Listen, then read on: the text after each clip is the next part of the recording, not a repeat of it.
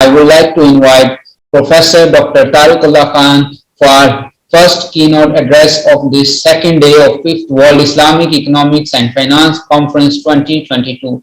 Please, Professor, come and start your keynote speech of the day. Thank you. Okay. Assalamu alaikum wa rahmatullahi wa barakatuh. Thank you very much for inviting me to this very distinguished conference, now the 5th one. And I'm thankful to the management of Minhaj University for inviting me to share my ideas with the audience and hopefully with the students and the teachers of the university. So I want to share my ideas on the topic which I quote unquote call as sustainability management.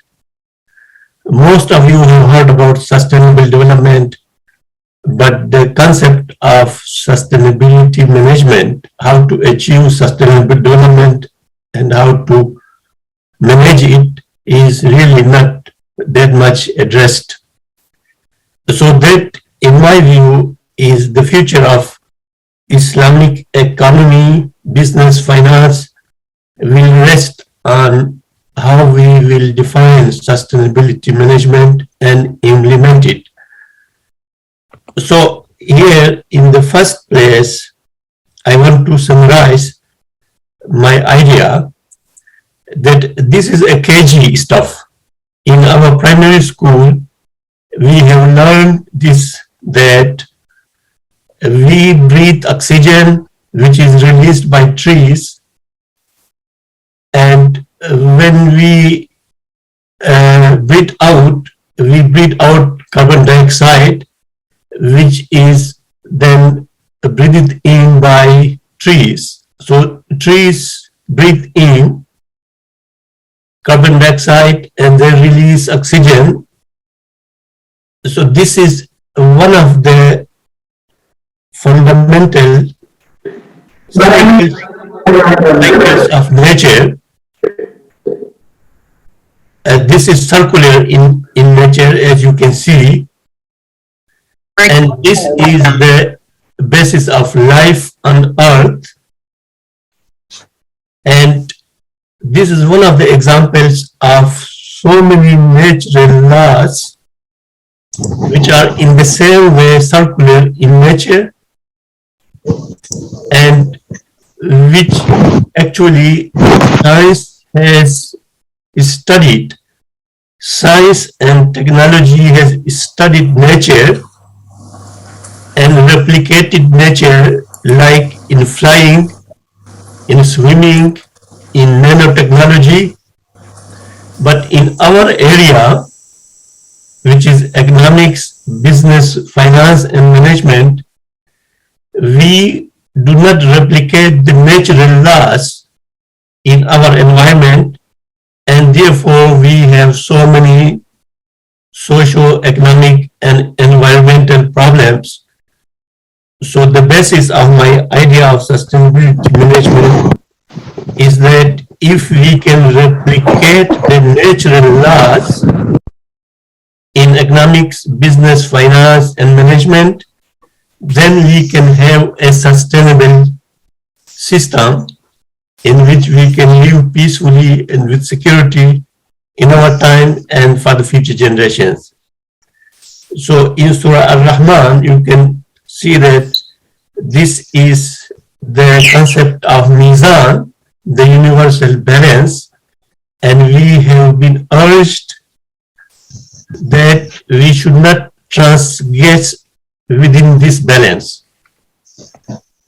Here is the core problem which we actually in the classroom we teach, and in the businesses we practice, but we don't understand, we don't really realize what is the basic issue. I want to clarify it with the example of the tree. The tree is a natural asset. Suppose in January 2022, if we cut this tree, the timber value will be $100, and if the rate of interest is 5%, we will put it, if we put it in the bank at the 5% rate of interest, in January 2023, we will have $105. So if the tree has any justification not to be cut and put into the bank account, which is that the tree's timber value must increase to $106 by January 2023. Otherwise, it has to be cut and put in the bank account so that it can earn interest. So this is actually the basic thing, the fundamental thing we teach in finance, at the discounting the future cash flows.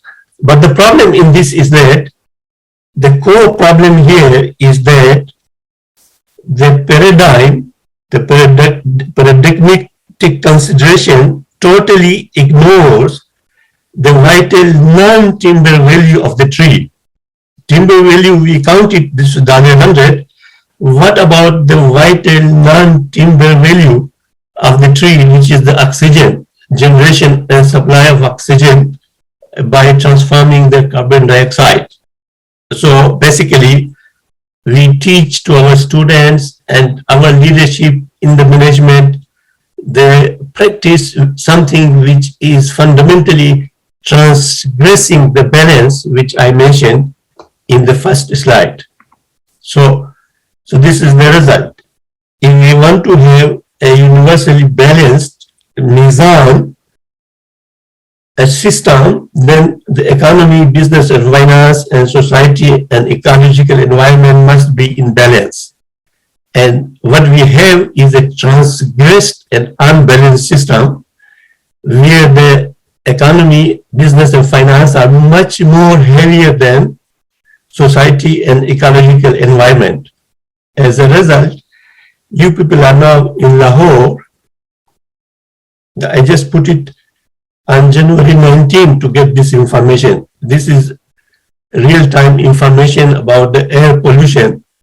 When you put Lahore, India, you will get 400, which is classified as very hazardous for health conditions. And the top most polluted countries in the world are Bangladesh, Pakistan, and India. So what's going on here is that the question is that this is today, tomorrow it will be worse, and day after tomorrow, and day after year, what we are going to do? Will we be able to survive? Will we need more cancer hospitals? Will we need more health costs and financial cost of it? And then to avoid that, what is the role of economics, business, finance, and management?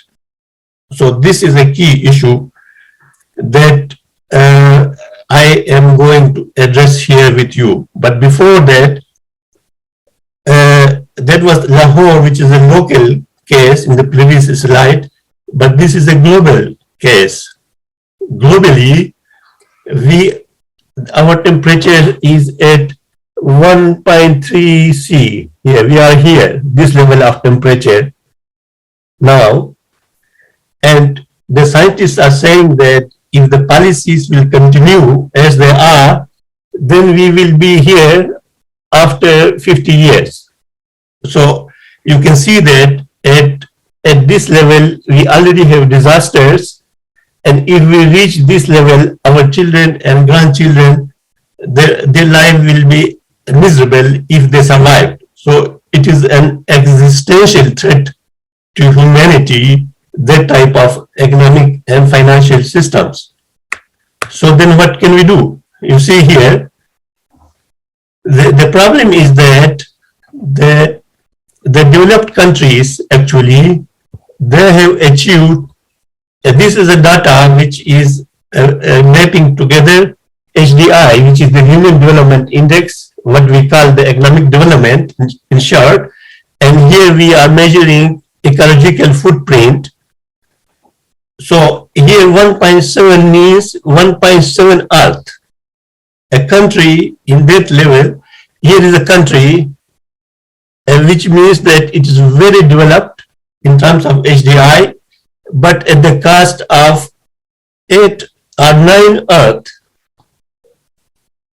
So so which is not actually what we need to be. We need to be here, and now there is not a single country in that region. So I will explain it a little bit further, what a big challenge it is for humanity and for all of us to see. And when we try to go there, what will happen? There's a lot of transformation which has to take place. And then as a result of that, this is 2020 Global Risk Report by the World Economic Forum. And actually 2021 report has also come out.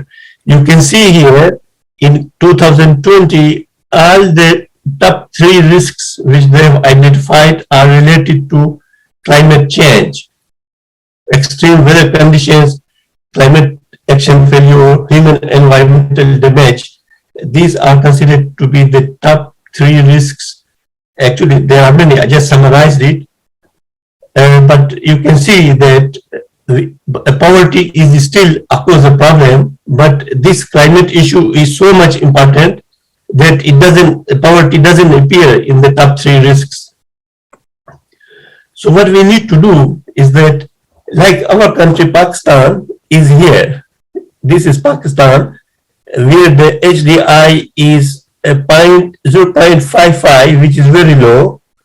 It will be somewhere here. The HDI will be somewhere here in Pakistan, which is very low, and we have to raise it up to high HDI. Here, this is the target, but this is the capacity, ecological footprint here on the other side. You can see here Pakistan is still in the safe limit of 1 Earth, but its human development index has to be improved. And here is another country, Singapore or Qatar. There, they are very far from the 1 Earth capacity. They are running at 8 Earth capacity. This is here, Singapore is 8 Earth, but their HDI is quite high. So what the world needs to do is we have to move these countries here, and this is the target, and these other countries, developing countries, have to move upward within the boundary of 1 Earth. So that means a lot of economic transformation has to take place from all those countries to reach to 1 Earth level, which is a tremendous actually transformation is going to happen. And it is actually, this is the debate which is going on in the United Nations Conference on Climate Change. So that transformation will be green economic, I call it green economic transformation. And that is the transformation where we have to think about sustainability management. It creates opportunities, it creates risks, those opportunities and those risks have to be managed. So we need a different type of system. Then we have to keep in mind that healthy economy and healthy society depends on healthy biosphere. Ecological environment has to be healthy to have a healthy economy and to have a healthy society. And that's why this decade is being celebrated by the United Nations as the recapturing, re-sustaining the global ecological environment. So in there we have natural resources, not only economy. It's not only economy, we have natural resources, we have natural laws, and then we have societies. And all these have to be in harmony with each other. And this is what I was emphasizing in the first slide, in accordance with the natural laws.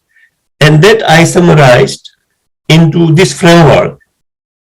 So this I'm calling it the sustainability management scorecard, which we have to follow the circular laws of nature, do not conflict with the circular laws of nature. We have to have business models which are not in conflict with the circular laws of nature. And I will speak about each one a little bit in the following slides. And then we have to have industrial systems which have to be circular in the same way. And science and technologies, there's emerging circular science and technologies. And then financial systems have to be catering to that type of a new system. And the governance system has to be different entirely. But when I'm saying circular, there are many things in it, but the key issues are zero waste and zero emissions. An economic system which does not create waste, you can see the plastic and other type of waste in your cities and streets, and a system which doesn't create emissions. So those two are the key things here, but of course there are other elements in there. So let me talk about each one a little bit in the remaining time. Circular laws of nature, I talked about it in the first slide. I talked about the oxygen cycle, and then there's the carbon cycle, and then there's a food cycle, and then there's photosynthesis, and then there is water cycle. For example, the basic idea is that these cycles are zero waste, they don't create waste. These cycles are balanced, and these cycles are regenerative, and they are redistributive. So you can see that, just consider about the water cycle. The water amount is already there. Not a single drop of water has been wasted by nature. It comes down and goes up and comes out. The same is the case with oxygen cycle, carbon cycle, food cycle, and photosynthesis. So we have to have these laws in view, and the economic and financial and management system should not be a hindrance in the smooth running of these natural laws. Basically, that's the idea. And then there's the circular business models. These are actually emerging nowadays. And we are basically, we have to apply the same idea of zero waste and zero emissions. And many of them are already in practice, and some of them are emerging. And of course, for that, there is a very important requirement of behavioral change. People have to behave. Interestingly, I found a research last week, which is written by the Economies Intelligence Unit for the WWF, and which shows that actually because of the air quality in Pakistan, India, and Bangladesh, the citizens of these countries are becoming more and more aware of the new business models that can reduce the toxic waste as well as the toxic air pollution. So then we have the circular industrial economies. Here, what I'm showing here is that waste has to be eliminated to the minimum by different strategies, which includes refuse, which was the behavioral issue, redesign the products, reduce and reuse, recycle, and recovery, so that we can get zero waste, eco-friendly, and regenerative systems. So when the waste is reduced to minimum at this level, through biodegradable technology, we can even eliminate it, the waste, and we deliver whatever is remaining waste, we will deliver it to earth in a bio-friendly manner.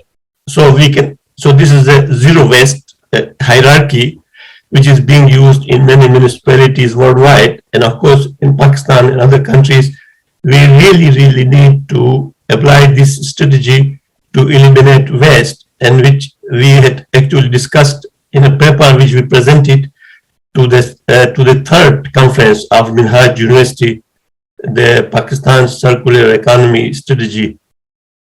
So there's circular industrial economies, and then we have to have circular sciences and technologies which are already emerging, chemistry, biology, and even physics. With respect to chemistry, material elements separation, especially in the construction industry, certain materials are hazardous. The new technologies are showing that they can be separated from the, and as far as biology is concerned, the biodegrading and degradable packaging is an example of that. So technology is also actually a solar and clean energy, for example, regenerative biology and chemistry in the food industry, carbon sequestering and recycling. All these technologies in the different areas of science are coming in with a lot of disruption in the production systems and processes. So that has to be managed. Circular governance systems.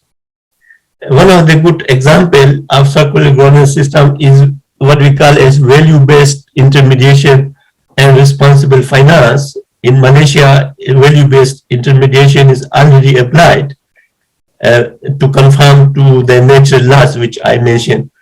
Another very important thing which is emerging is, for example, ETAS, everything as a service, and the Uber and other platforms, they are actually fitting into this.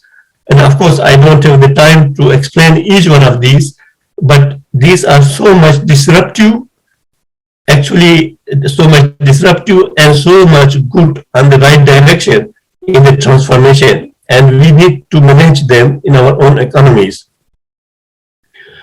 Circular financial services. Now, for example, the IRFS, International Financial Reporting Standards Foundation, they actually established International Sustainability Standards Board. So they will have different standards in which we have to see whether the businesses and the financial institutions are really working towards the direction of transformation of the economies or not. So there's another very powerful disclosure standards which has already been issued, TCFD disclosures, and the value-based scorecard in Malaysia is already. So the different standards are coming up which require standards of the type which is needed for that type of transformation, and our students and our researchers and policy makers and regulators have to understand those standards and the impact of those standards. So what that means to me is that we have to rethink that even doing the business criteria, we should be zero waste should be a criteria in doing business, zero emissions should be another criteria. Of course, we talking about Islamic finance, zero riba is already there. There is the concept of on-off forbearance instead of foreclosures and service to society. These have to be the core of the criteria of doing business. And then we really need to go back to the drawing board about rethinking the role of Islamic entrepreneurship for that type of an economy. There is a lot of value in our heritage. Like, for example, Al-Amin and As-Sadiq. These are the actually titles given to the Prophet ﷺ when he was an entrepreneur by the people who they were not even Muslim at that time. And then I mentioned about the Al-Mizan, for example, and the concept of Wasatiyah, and so many, mercy for the Rahmatul Alameen.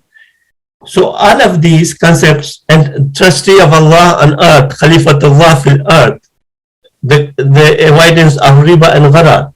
So these attributes of entrepreneurship are actually fitting into the transformation of economies which is taking place, but we have to really nourish those attributes. So coming to the end of this, our economies are transforming from the existing economies to new economies, and the new economies, just to differentiate it from the existing economies, can be characterized as green economies because they are zero waste, zero emissions, and embedded in the sense that the economy is embedded into the environment and the society. So there is, we need to have the management of this transformation, this I call sustainability management. And from the university's point of view, this is a lot of opportunities for the universities, like for Minhaj University or my own university or any other university. We have to revisit the academic programs, the pedagogy and the curriculum. We have to develop the attributes of the entrepreneurial leadership, which I mentioned there. We have to transform the advisory and services and other requirements and infrastructure, and we have to develop national strategies and policies to practice. So with that, I come to the conclusion, and thank you very much.